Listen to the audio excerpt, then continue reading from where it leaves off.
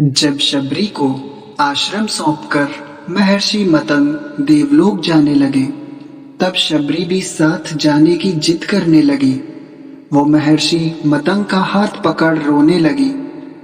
महर्षि शबरी को रोते देख व्याकुल हो उठे और शबरी को समझाया कि पुत्री, इस आश्रम में भगवान आएंगे, इसलिए तुम यही प्रतीक्षा करो। अबोध शबरी इतना अवश्य जानती थी कि गुरु का वाक्य सत्य होकर रहेगा, किंतु उसने गुरुदेव से पूछा, गुरुदेव कब आएंगे भगवान? महर्षि मतंग ने शबरी से कहा कि पुत्री, अभी उनका जन्म नहीं हुआ है, अभी तो दशरथ जी का लग्न भी नहीं हुआ है। पहले उनका विवाह कौशल्या से होगा, उसके उपरांत सुमित्रा से तथा फिर कैकई से।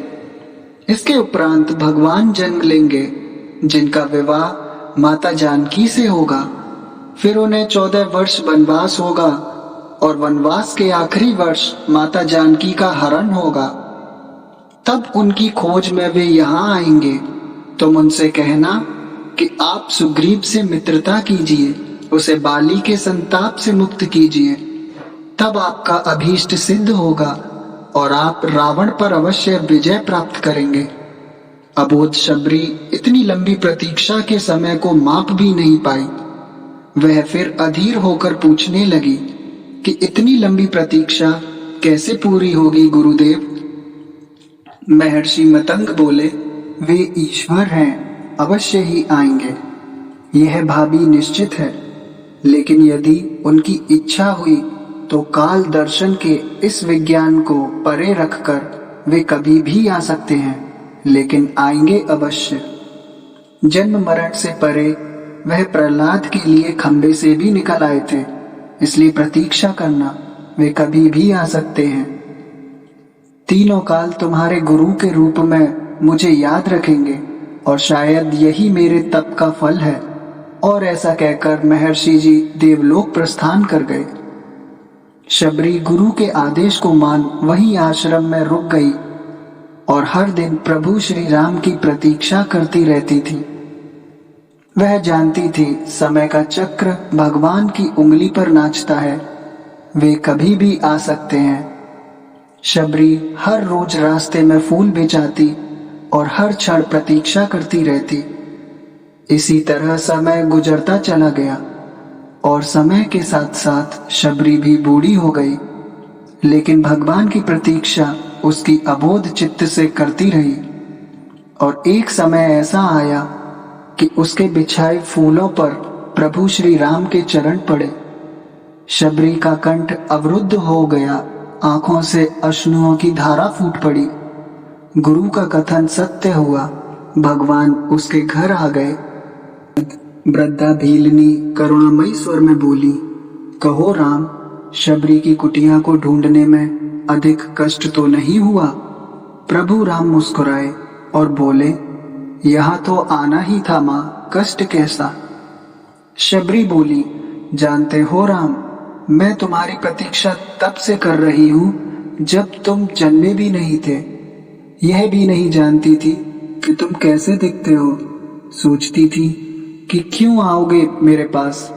बस इतना ज्ञात था कि कोई पुरुषोत्तम आएंगे जो मेरी प्रतीक्षा का अंत करेंगे। श्री राम ने कहा, तभी तो मेरे जन्म के पूर्व ही तय हो चुका था कि राम को शबरी के आश्रम में जाना है।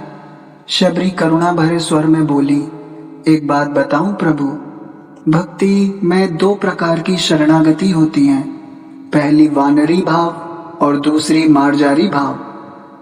वानरी भाव तो वह भाव होता है जैसे एक बंदर का बच्चा अपनी पूरी शक्ति लगाकर अपनी माँ का पेट पकड़े रहता है ताकि गिरे ना।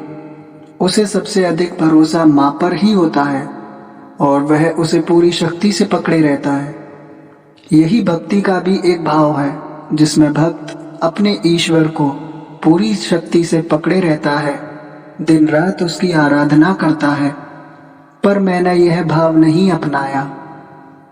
मैं तो उस बिल्ली के बच्चे की भांति थी जो अपनी माँ को पकड़ता ही नहीं, बल्कि निश्चिंत बैठा रहता है कि माँ है ना, वह स्वयं ही मेरी रक्षा करेगी और माँ सचमुच उसे अपने मुंह में पकड़कर घूमती है। इसी प्रकार मैं भी निश्चिंत थी कि तुम आओगे ही, तो मैं क्या पकड़ना। इस पर प्रभु श्री राम मुस्कुरा गए।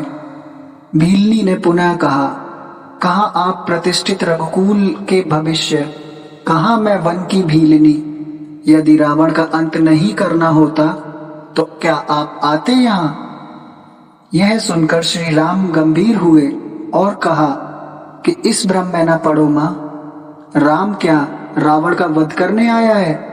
रावण का वध तो मेरा भाई लक्ष्मण ही अपने पैर से बाण चलाकर कर सकता है।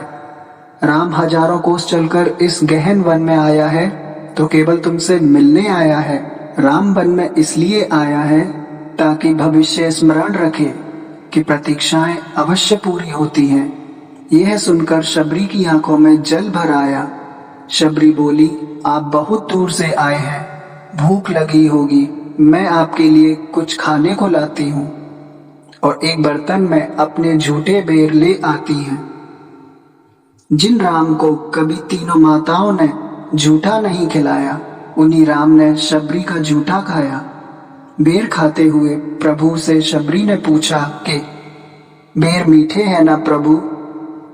प्रभु बोले, यहाँ आकर मीठे और खट्टे का भेद ही भूल गया हूँ, बस इतना समझ रहा हूँ कि यही अमृत है। शबरी मुस्कुराई और बोली, सचमुच आप मर्यादा पुरुषोत्तम हैं। मर्यादा पुरुषोत्तम भगवान श्री राम को बारंबार सादर वंदन। जय श्री राम।